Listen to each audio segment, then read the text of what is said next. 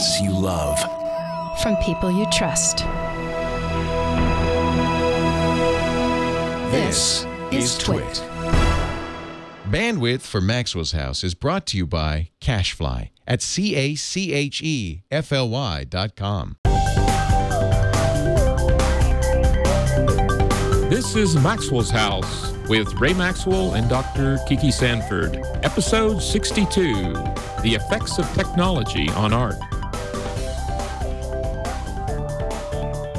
Welcome, everybody, to episode 62 of Maxwell's House. I'm Dr. Kiki Sanford, and I'm here with Ray Maxwell, as we are every Thursday from 2 to 3 in the afternoon live on twit.tv to give you some fun information. Today, Ray is going to be talking about the effects of technology on art.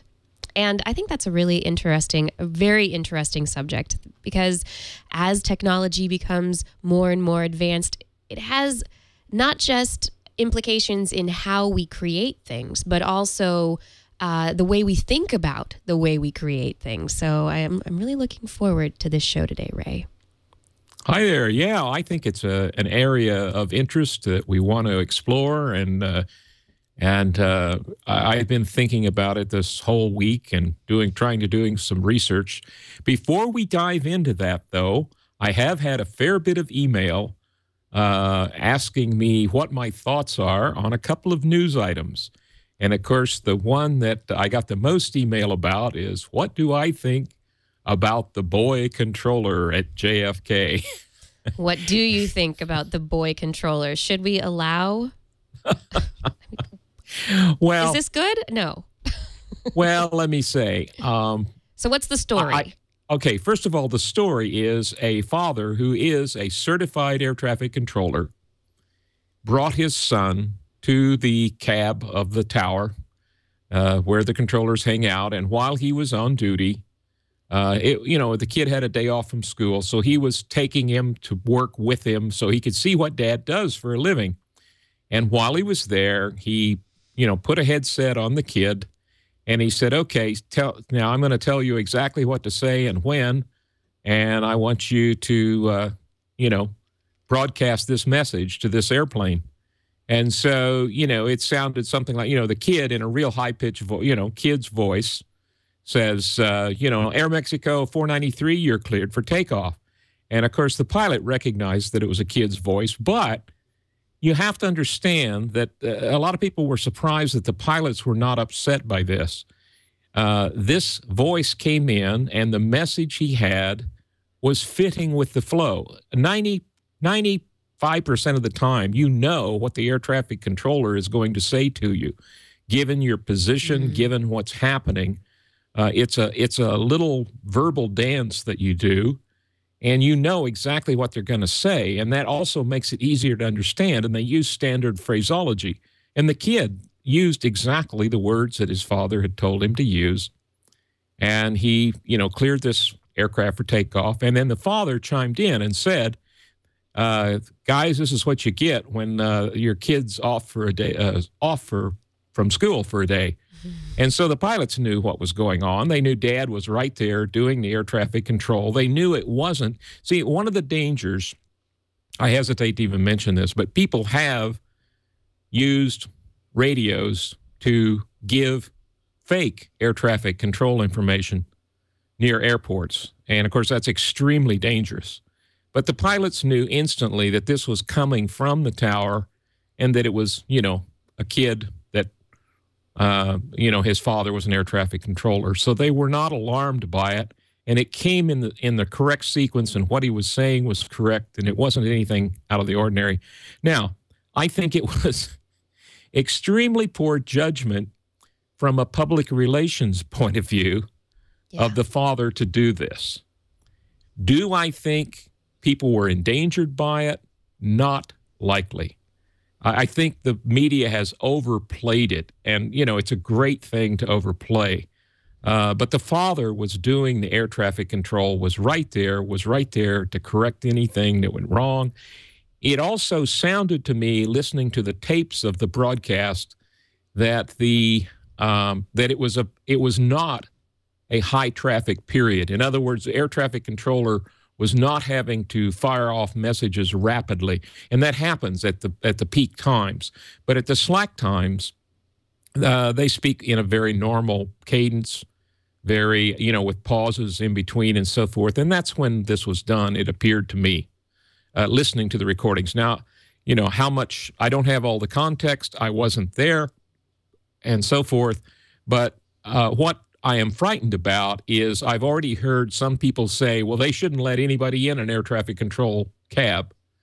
And I would hate to see no visitors. And I would hate to see that because as an instructor, I used to regularly take groups of young students who were learning to fly up to the cabs of these towers and air traffic control and let them see what the air traffic controllers were doing, let them see their environment, let them listen to what's happening. Yeah. Is there some kind of a security issue with it, though? I mean, there are people in the control booth, the control box, who are working there and doing stuff and will probably recognize anybody they don't know. And so they'd say, first of all, but at the same time, how secure are they? And is this a risk of some kind? No, let me explain. They are secure areas. They are behind locked doors. No one can just walk in on them. When I would take people for a visit to the cab, I always called ahead, identified myself, who I was, that I was a flight instructor, this was my license number, etc., what I wanted to do, and I always spoke to the cab manager, and then he would give us permission to come up. We would have to be buzzed into the cab. Like I say, they're behind locked doors. It is harder to get into the areas where they do area air traffic control than it is to get into the towers because, I don't know, they hold those in much higher security, where the guys are sitting looking over the radar screens and controlling the air traffic that's en route.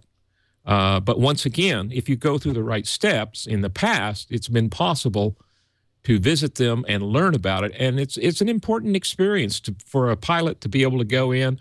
And there's always people who are off duty as well as on duty. And let me explain that. A traffic controller usually works a very short shift, I don't know the exact times anymore. It used to be something like 20 minutes on and 30 minutes off or something like that. And they rotate. And so there are people on the microphone controlling traffic, and then there are people, taking a break. And it's really nice to be able to go up there and speak to the people who are taking the break and ask questions. What happens in this situation? What happens? It's very educational. It's also good to give them feedback, but as to how you think things are going as a pilot. But I just did, in listening to what I heard the other day, I felt the alarm bells were going off a little too much. I think it was poor judgment from a public relations standpoint. But I would hate to see them disallow visitors to the cab. It seems like like from what you said, it would be a shame if they were to disallow visitors. And the take your kid to work day, he didn't say anything that was out of line. He said something that he was told to say by his father. He said exactly what should have been said at the right time. There was no goofing around or joking. It was a learning experience. And who knows, he may go on to become the next generation of air traffic controller. Quite frankly, I say this candidly, in my 45 years of flying as a pilot, that young man, when he, gave the clearances for takeoff, did a better job than some of the controllers in training that I've listened to during my flying years. I remember one controller in particular that after I had been out with a student, and afterwards I actually called the tower manager and complained, and I said, you shouldn't have a person that's that green practicing air traffic control in the middle of the day. Put them on it, during a slack period at night. I actually complained about it. So all I'm saying is, they have to teach people sometime. Now, I'm not excusing this. I don't think he should have done it. I think it was poor judgment from a public relations point of view, but I don't think anyone was in any danger given how it was done, and it was a safe situation. Yeah, it was Yeah. not. Yeah, but it was poor judgment, and it did cause people concern. But That's mostly because people want to be concerned about things these days. Honestly, Yeah. people are ready to jump the gun and to be like, "Oh, they're gonna go do this now. They're gonna let kids do that. Blah, it's the end of the world." People jump off the handle because they want to complain about something. I mean, it was a safe situation. No one was in danger. It was done in a very secure manner. Yeah. What is the problem, people? Okay. I don't know. I'm getting annoyed. Yeah. Well, I think it was an overreaction, but I don't think the guy should have done it. I will say that. Now, the other extreme is a few years back, there was a Russian pilot who had his children in the cockpit, and he actually let one of his children sit in the cockpit seat. And a set of circumstances unfolded such that I believe the autopilot, somebody bumped a button. It accidentally disconnected the autopilot. The airplane went into a sudden dive and pulled negative Gs and threw everyone who was standing in the cockpit against the ceiling. So the father, who was one of the pilots. Now, I can't remember why the first officer couldn't take over the plane, but at any rate, they ended up crashing. So obviously, you can't let your kids do just anything, and a cockpit is no place to put a kid in the seat of a plane that's carrying passengers. But that's the only case I've ever heard of that. All right. You had another news item you wanted to bring up, right? A friend of mine sent me a note telling me, because a few shows ago I commented on glass cockpits. And again, let me just explain. Glass cockpits are when they put these LCD or CRT panels and they integrate all of the flight information from the aircraft into a screen in front of you. And in instrument conditions, you can look at this screen, and it's almost like looking out the window. And it presents all the information in a very integrated way, and it improves flight safety when you're flying IFR. But I commented that if in VFR conditions where you should be looking out the window, make sure you're not hitting another aircraft, and that's in VFR conditions where is C and B scene flying rules. That people might start staring in the cockpit too much, and so a friend of mine sent me a note that the National Transportation Safety Board is investigating the safety of glass cockpits in small aircraft. Now, let me just say this: glass cockpits in airliners, in commercial aircraft, are a real good thing because they reduce the workload for the pilot. But almost all commercial flights are in controlled airspace, and their separation is being provided from the ground air traffic controller. So the truth of the matter is, with a few exceptions, they really don't have to look outside the window. Now, they do, and they should, especially when they're near airports, making sure some other plane hasn't slipped into the control zone. But the demand for that in IFR conditions and on an IFR flight plan, and commercial aircraft are always on an IFR flight plan, even if it's a clear blue sky out, and they are given positive separation by air traffic control, then looking in the cockpit isn't so bad. But in a small aircraft, you have to divide your attention between looking out of the windshield and looking at your instruments, and if you have a glass cockpit, looking at this integrated display. And if you get mesmerized by the integrated display, it might increase the danger rather than decreasing it. And NTSB is looking into that now. So it'll be a very interesting study, and I'm going to follow it and get back to you on that. Great. So with that covers the aviation news items I had in mind. And so now we'll switch gears. Yeah, we're going to take off into the world of art. Right. From news to art. Right. So my opening comment is I was trying from a scientific point of view to define, and this is really going out over the edge, is what is art from a scientific point of view? And so I would suggest, this is my definition, I think that art is a sense stimulus, sight or sound, that causes certain emotions, pleasure or angst, or some message to light up certain areas of the brain or to cause certain chemicals in the brain that invoke an emotion. And, then we could, what's an emotion in the brain? But I wondered, Kirsten, what your thoughts on this? Have you run into any studies or brain imaging studies as a neuroscientist about people's reactions to art, be it music or visual art or what have you? Well, I think that's still a question. The question of, what is intelligence? What is art? These are very esoteric questions, philosophical questions even. And people do definitely look at things like how people respond, what areas of the brain light up, so to speak, when they look at particular images. Is the fear center stimulated? Is it the happiness center? Is it the motivation center? What is actually getting turned on in the brain when you look at art? And yet, definitely it's I think it all comes there. There are those studies. Yes, the brain is always activated by images of various kinds, but it comes back to the question: is that what art is? Is art meant to evoke that emotional response? Is that it? I think most. Let me put it this way: I think most art, and it's odd. Dane and I were talking about this.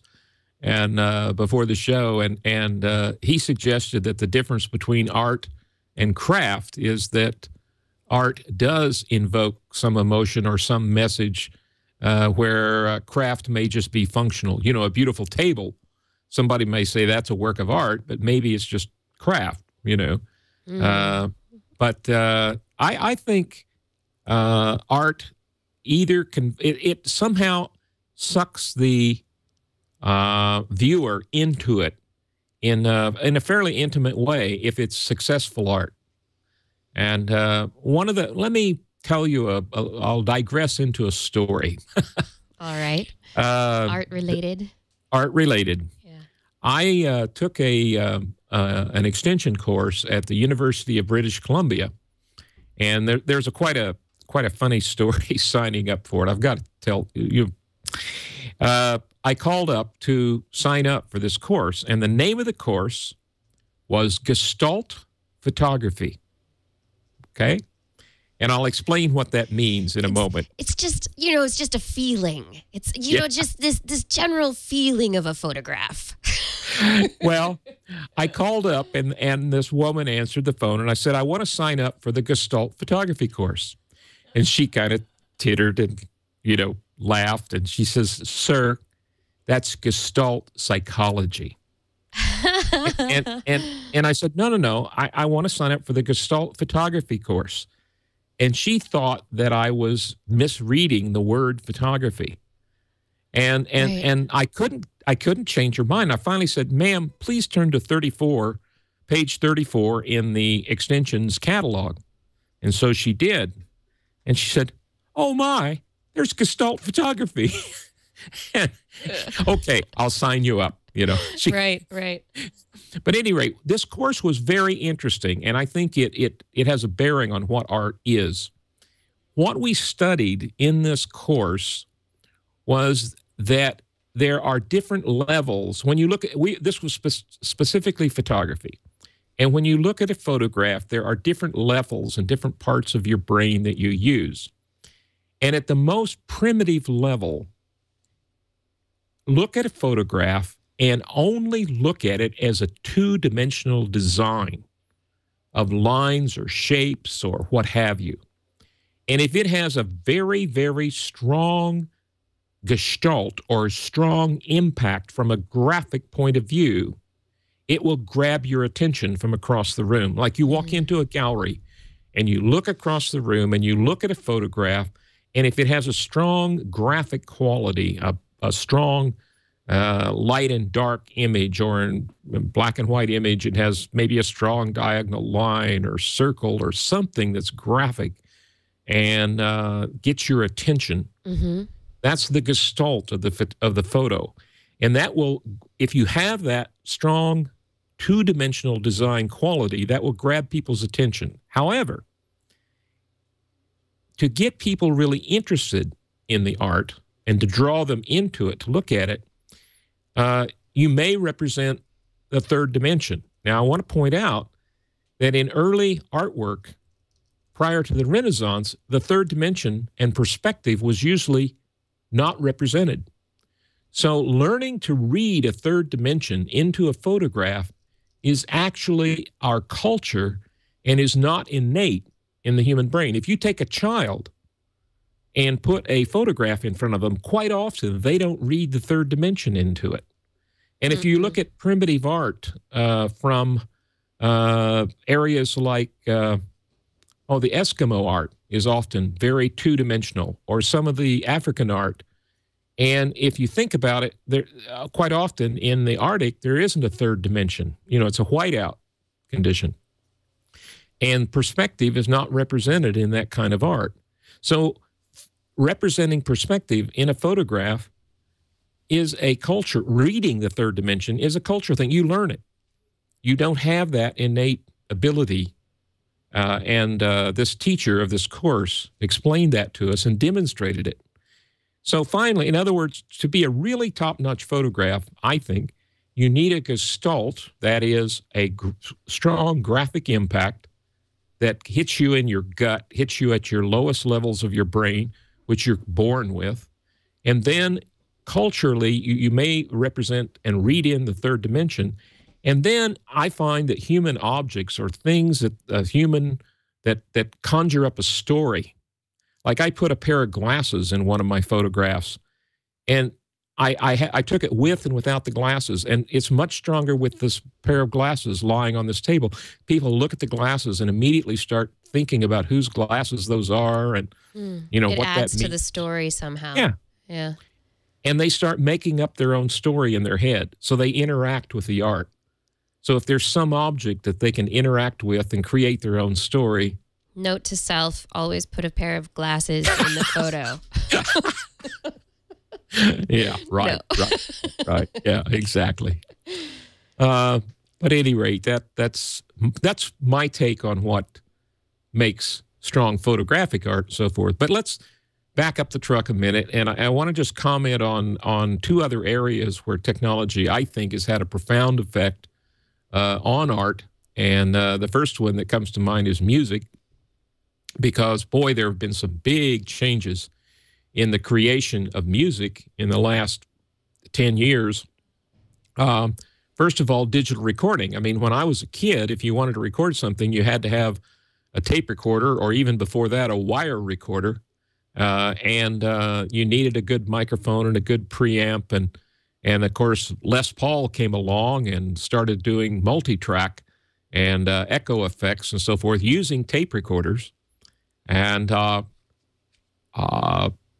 that was what you had to do. And if you wanted an 8-track recorder, and the other terrible thing about early recording was you had to make copies of copies of copies.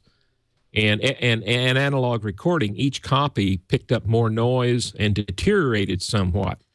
Now, to be fair, the recording companies love this fact, because if you bought a record and made a recording of it and then gave it to a friend, and they tried to copy it and make it recording of that and give it to another friend, after 2 or 3 copies, it got pretty bad. But today, all you need is a computer, a preamp, and a microphone, and you have a digital recording studio. I mean, that's the basics. There's more to it than that.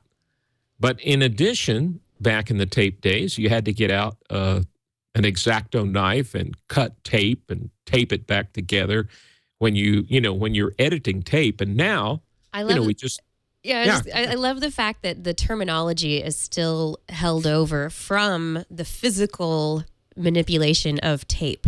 So that when you talk about doing anything with video, with editing, you're cutting, you're splicing, all the words harken back to the old days. Precisely. And if you've ever done that, I've done it with both film and tape. And, it's a real chore. And it's quite messy. And if you make a mistake, there's no undo. No. If you cut the master tape and splice it back together and you got it wrong, oops, you're out of luck. Now, of course, the other area that it's played a role in is in synthesizers and actual creating of the sounds. We now have all kinds of digital synthesizers, and of course, all kinds. You can sample any instrument and create it and shift its pitch and all this sort of thing, and drum kits and on and on. I mean, you can just do no end of things inside your computer, and it's given incredible creative powers. The one that I always think about is now my brain's going to go to mush on me. Vangelis and Chariots of Fire. With the exception of one choral piece, he created, and with the assistance of his computer, played all of the sound that you hear in that movie. One person, and that's amazing. Right. And I remember they interviewed him on the Today program a number of years ago, and the announcer who was interviewing him innocently asked, "Well, can you play a little bit for us?" And he said, "No." He said, "It's not possible without my computer." They had a keyboard there, and he said, it's impossible for an individual to play all those parts at once. Right. Right. I need not genetic engineering, but you need some kind of engineering to give you graft on more arms, maybe. Exactly. Bigger brain, more arms. Yeah. Right. But so it's changed, what can be done in live performances and so forth. Now, of course, the final thing where the biggest impact on the music industry, of course, is in distribution. Yeah. Anybody can distribute. It's opened it wide up. It's opened it wide up. And what I'm surprised at is why there aren't more musicians who have formed their own little consortium, because they could buy some servers and stuff for $10,000 or $20,000 and put it on a wideband hookup, and they could distribute their music directly to their fans. And so this then begs the question: why have recording companies? What in the old days the recording companies added value, and of course we had to pay for that. I mean They provided the studios that cost hundreds of thousands of dollars. Yeah. They, provided all the staff to edit and, get this thing ready for production. And then they had to stamp out the records or the CDs. And then they had to be shipped to the distribution points, and from distribution points to the dealers, and, and there had to be printed covers and all this. Well, now can all be downloaded and distributed on the internet. So they are no longer adding value, but they want just as much per album as they did 10 years ago. And I'm surprised that we haven't had more artists say, well, I can do this myself, or I can, start my own distribution network, because it's certainly possible today. And to be fair, the price has come down some. And it's certainly a lot more convenient. Yeah, I think, wrong preview there. Sorry, I'm playing with the buttons. I think that a lot of it, even though anybody can, and it's making it more accessible to more and more people, there's still a barrier in terms of cost. There's also a barrier in terms of know-how and knowing exactly what to do. It's also the same question arises for, why don't more people, publish their own books? Why don't more people, why don't more people do podcasts? There are all sorts of questions that we can ask about this. And there are numbers that come out that suggest that it's only about 10% of people who are the creators of people who are interested in a particular technology. And the rest of the people in that group seem to be the consumers. And so maybe there's something in there that plays into it. But, I think that barrier is coming down because if you walk up to any 10-year-old today and put them in front of a computer, they're very computer literate.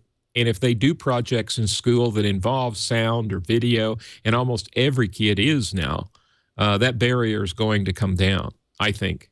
What I'm saying is the digital literacy, if you will, is becoming a necessity even for a person who's studying art or studying literature or you name it. They have to be computer literate to some extent, no matter what field they're in, including the artistic fields. Yep.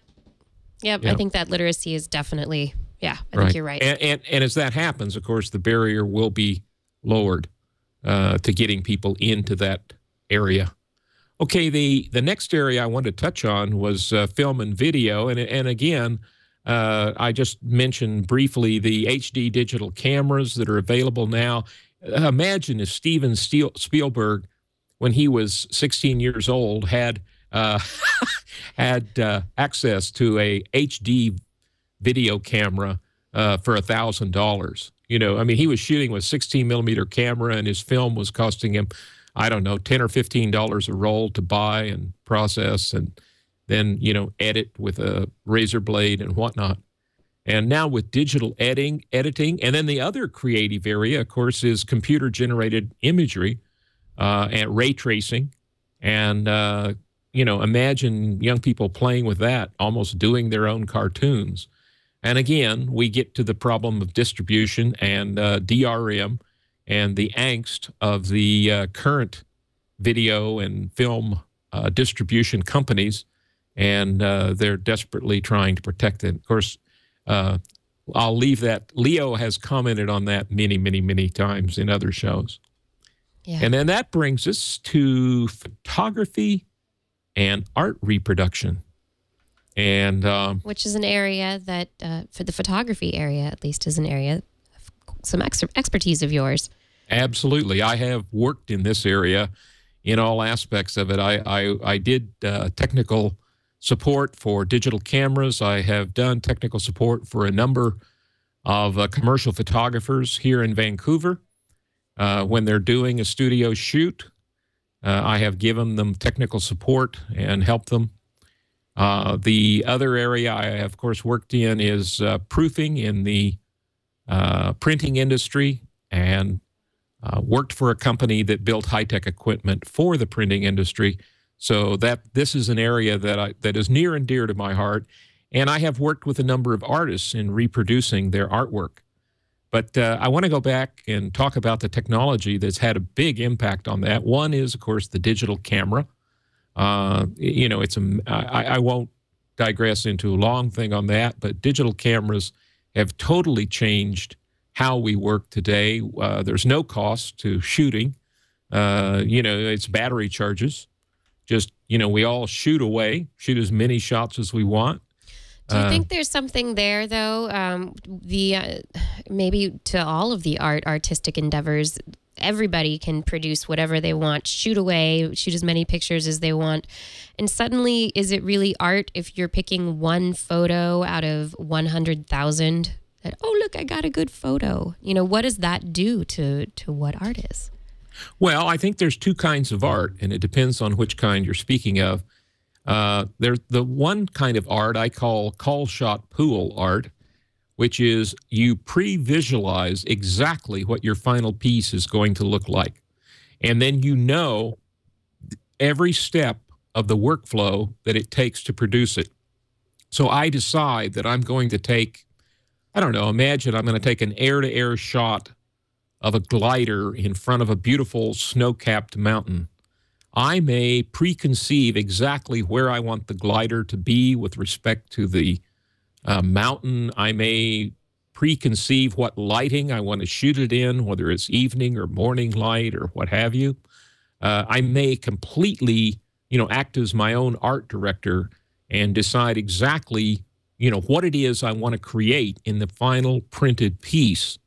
And that is preconceived art and requires a lot of practice and skill and understand every step of the process. On the other hand, there is a thing that I call serendipitous or art by serendipity, which is where you get, it's very playful.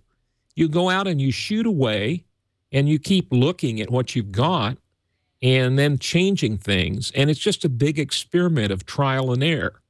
And I think both kinds of art are valid. I mean, you look at some of the painting artists that, spray paint all over the place or dribble paint out of buckets or whatever. Sometimes they do, through serendipity, get something very graphic and, very interesting. So, there's both ends of that spectrum. Yeah. So, but the thing that I love about digital is when you're teaching somebody photography and you're trying to teach basic composition, rules of basic composition, you can shoot and get instant feedback. You don't have to shoot, send the film in, get it developed, get back your proofs, your prints, and then critique them with the student. You can critique what they're doing immediately, and that's very important.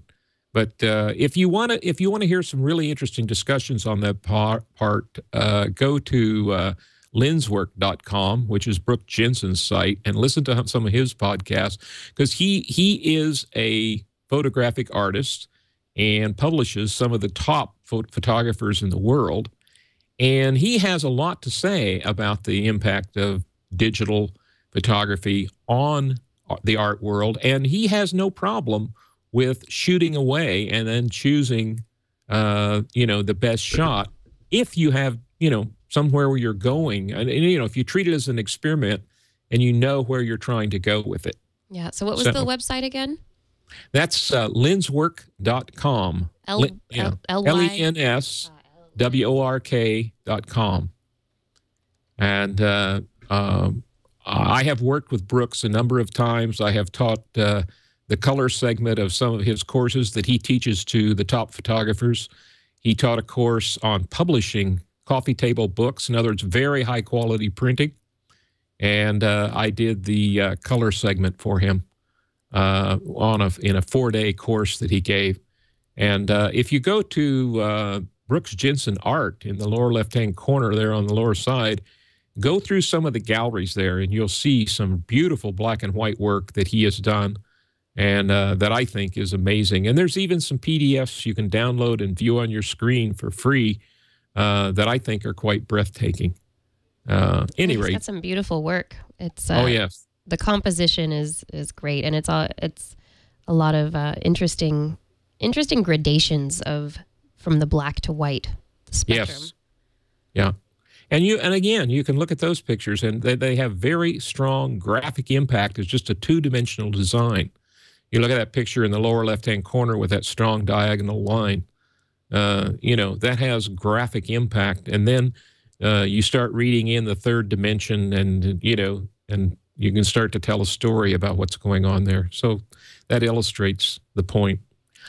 Now, I want to point out, by the way, we're celebrating the 20th anniversary of Photoshop in this week.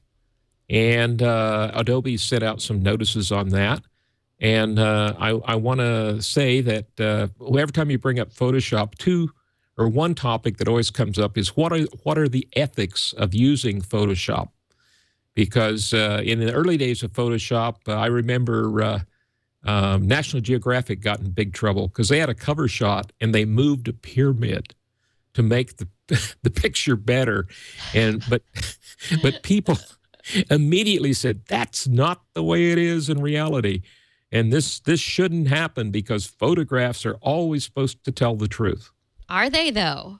I think that's a great question. Are they always supposed to tell the truth? There are so many digital artists now who create entire worlds, maybe start with the basis of a photograph, but then change it so dramatically that it's an entirely different representation of what possibly could be. Well, an underlying question is, did photographs before Photoshop even tell the truth? And in my opinion, the answer is no, because you could choose a certain point of view or a certain perspective, a certain focal length of lens that would lie about what the truth is. If you use a long focal length lens, you can foreshorten the apparent distance between two objects. If you use a super wide angle lens, you can exaggerate the distance between things. So photographs have never told the truth. They're just one representation. And then with the addition of digital photography, of course, and the filters that are available, like the Topaz Labs filters and some of those, you can create things that don't represent reality at all, but they still may tell a story, they still may evoke an emotion, and I consider it, completely valid to do that. Yeah, there's somebody had Virgil in the chat room gave us a link to some trippy sidewalk art, which I actually think illustrates this point of representing reality and what's there and what's not. These are amazing. I've seen these before. I've actually been past some of this stuff on a real sidewalk, and you walk past and you go, how is this even possible? These pictures, these are paintings on sidewalks. They're drawings, and the artist uses our perception of depth and angles and distance to be able to make you think that something completely different is happening. And these are just some beautiful images. We've got the top image on this page. I think it's from, where is this? Alltop.com has this site. It's looks like ice breaking through the sidewalk. This picture here, and this is a photograph of a sidewalk painting, which I think is interesting in itself. Some kids walking across a broken looking street. Someone trying to get out of a prison that's down below the surface of the street. I mean, there's some really fabulous art out there. Oh, it is. I've seen those pictures, and now the only thing is, as you're walking down the street, I mean, the people actually viewing it in reality, you have to stand in one certain spot, and he usually has a kind of eyeball spot, says, come look at this from this point of view, and then you see this three-dimensional thing represented on a two-dimensional surface, and it's breathtaking. It looks like there's a hole in the sidewalk, and you can go down in somewhere, and it is amazing. Let me go to a little bit of touch on briefly the art reproduction, because this has been an area that digital's had a big impact. And the people who pioneered this were Graham Nash of Crosby, Stills and Nash. He's a photographer, and he also decided he wanted to reproduce artwork. And now I have forgot. There's a techie that he Holberg, I think is his last name, that he got in touch with, and he also got a iris printer, and I have a connection with that. The iris company was bought out by Cytex and later by Creo, which was the company I worked with. And and he started reproducing art using very high-end, high-quality inkjet printers.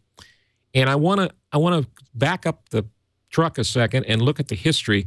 I had a good friend of mine, Don S. Davis, who passed away a year and a half ago, but a lot of you have seen him in the movies and in television. He's an actor, but he's also an artist. Probably his most famous character was General Hammond in Stargate SG-1. And he was also in League of Their Own, and he's been on over 100 movies. He's a character actor, but he's also an artist of some note. And he and I are good personal friends. His first wife went to high school with me. That's how I met him and how we became fast friends. And he lived here in Vancouver.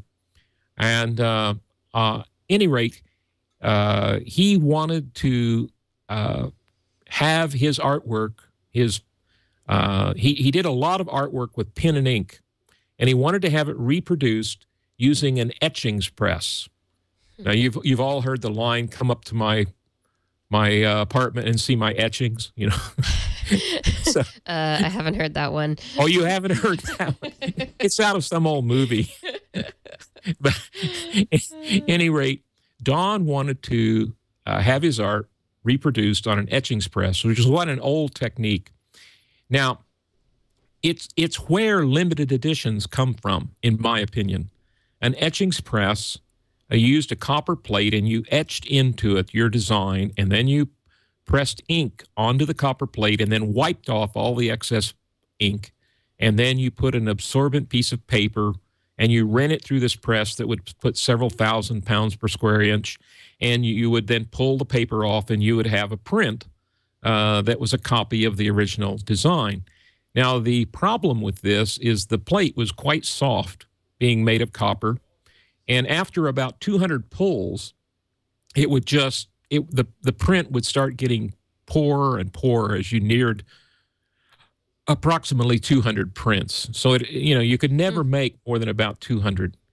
And Don told me that this is what he loved. He loved the way that they looked and all that. And I said, well, Don, have you ever considered doing it digitally? I said, why don't you give me some of your originals, and I will digitally copy them and reproduce them on a high-quality inkjet printer, and you have a look. And he said, well, I'm an old world man. I've always dreamed of doing this. Let me explain one other thing. To produce 200 images on an etching press, there was a couple of women here in Vancouver that had an etching press and did this sort of thing. And to do a run of 200 of one of your prints cost about $5,000. That's expensive. Yeah. Now, that meant you had to put $5,000 out up front. You got 200 prints back, and then you had an inventory. And if you sold them all, great. If you didn't, you were stuck with them. So I said, well, there's another way. I said, why don't we use my Leaf camera? I will copy these digitally, and then I will make some inkjet reproductions. And Don said, well, I'm an old world guy. I'm not sure I want to do that. And I said, well, try it. Give it a try. So to shorten the story, I did this, and he was blown away. He said, at one point, he said, you know what? Your reproductions are better than my originals. They have a little more snap, a little more contrast. And I told him up front, I said, now, I am not going to reproduce your work precisely like the original. I'm going to do a digital rendering of it. And if you don't like it, no problem. If you do, well, he liked it. He loved it. So I then pointed out to him, I said, look, Don, for $10,000, the cost of 2 etchings runs, I can set you up with a computer and a printer that you can print on demand your prints. So you don't have to run off 200. You can run off 10 and take them to a gallery and see if they sell. If they don't, you're only out the cost of paper and ink for 10 prints. And the other thing that this brings up, though, is there's no reason to have a limited edition. And artists get very upset when I suggest this, and galleries get even more upset. But in this digital age, there's no reason to have limited editions. That's a really interesting point. I think having limited editions is something that a lot of artists have wanted because you can charge top dollar for a limited edition. There are only 200 of them in the world. That's it. This particular run is done. We'll have to do another run with a new etching. That'll be another print that, again, we can charge top dollar for. Right. So what does that do for the value of art if there is no limited edition? What does that do for the perceived amount that you're supposed to pay? And is Don finding that $10,000 investment for a computer and a printer is working out for him to print on demand, as opposed to just putting $5,000 down and right? And doing it that well, way? it did work out for him. I have to point out that's past tense. Don passed away a year and a half ago, very suddenly, of a heart attack. But while he was doing this, it did work out very well for him. He loved it. And I do want to say that if you are fans of his and so forth, you can go to DonSDavisArt.com, and his widow is still selling his work. And if you're interested in his art, just write something in the guest book and pass along your email, and she would get in touch with you. But it did work out for him very well. Now, the other thing I suggested to my artist friends, and to Don in particular, is I said, you know, you have to take a lesson from the airline industry. The airline industry follows an economic rule called filling the demand curve. If you have a very high-priced item, like if you want to sell an original for $5,000, you have a very small demand for your product. On the other hand, if you can sell a print for $50 or $100, you'll have a much higher demand for your artwork. So what I suggested to artists is have your originals priced. If Don sold some originals for $5,000, and that's fine. And I said, then you can, if you wish, produce a limited edition that is exactly, using inkjet, that is exactly the same size as the original artwork, and sell those at a premium price because it is a limited edition. But then you could sell a downsized print, either inkjet or lithograph, offset press, and you can sell 10,000 of them and sell them for $25 or $20 a piece. Now you've filled the demand curve. You've got your original, you've got your limited edition, and you've got your unlimited edition. And some people say, oh, but if there's an unlimited edition of the same image, that ruins the value of those. And I would say, let's take Norman Rockwell. There are people that have framed copies of his Post covers from Post magazine years ago in their house. Now, those were produced by the millions. Do you think that that has damaged the value of a Norman Rockwell original or a limited edition print? Quite the opposite. It's increased the value. So, that's my thought on that. I think we have to look at both the economic and how the technology allows us to make different kinds of editions of the artwork and then fill the demand curve for both the one-ofs, the few, and the many. And that's going to extract, the most return for your artwork, in my opinion. But believe me, I've talked to a lot of artists and galleries who disagree with me on that. By the way, Brooks Jensen... I'm sure there are some people who do agree with you and others who do not. There's right. a wealth Brooks of opinion. Jensen, by the way, sells digital reproductions of some famous artists at very reasonable rates because he subscribes to the same idea with me that what you want to do is get your artwork out there to as many people as possible. But he's trying to get art on, out to people that enjoy his art. They're not buying it as an investment. The people who want an investment, of course, want scarcity. Yep.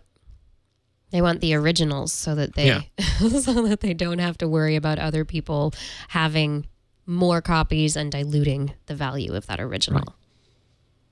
Precisely. But I think, we should, now that we have the ability, we should get art out to as many people as possible, put it out at reasonable prices, but get a good return for the artist. That's my goal. I don't know. We have places like IKEA, and I think I hear about the art shows that come through, and they have massive quantities of oil paintings that have been done that are reproductions and originals, right. And they try and make them affordable to anybody. But I think you're right with the digital reproductions and even just digital originals. This makes it possible for people to get art out to lots of people with less trouble than they had in the past, and not necessarily having to go through a gallery to be able to get their art to people either. So whereas galleries at one point in time were necessary for artists, kind of the same way the recording industry was necessary for musicians, galleries were necessary for people to be able to show their art and get people to know about it. But now you can have an online gallery, you can create your own gallery, you can sell it yourself, you can get on Twitter or Facebook and promote yourself. Precisely. Yeah, exactly. Well, that's my 2 cents worth on technology in the art world today. And once again, I'd say I appreciate all the suggestions and feedback and so forth. And if you want to write me, you can write me at ray@twit.tv. and I'll do my best. I can't get to all the email to answer it individually, but I try and answer it in subsequent shows, and I do get back to some people if I can do that. Thank you so much, Ray. This has been a fabulous hour. It's been a lot of fun to talk about technology and art. And do you have any ideas about what next week's show will bring us? Well, we'll have to wait and see. I've got several ideas, and I haven't zeroed in yet on what it's specifically going to be yet. Right. All right. Well, I'm looking forward. I always do love your commentary on the news, so I'm looking forward to hopefully there's some news, and maybe good news, because I always like good news, but hopefully there's some fun news for you to comment on, something interesting in the aviation's field or something else.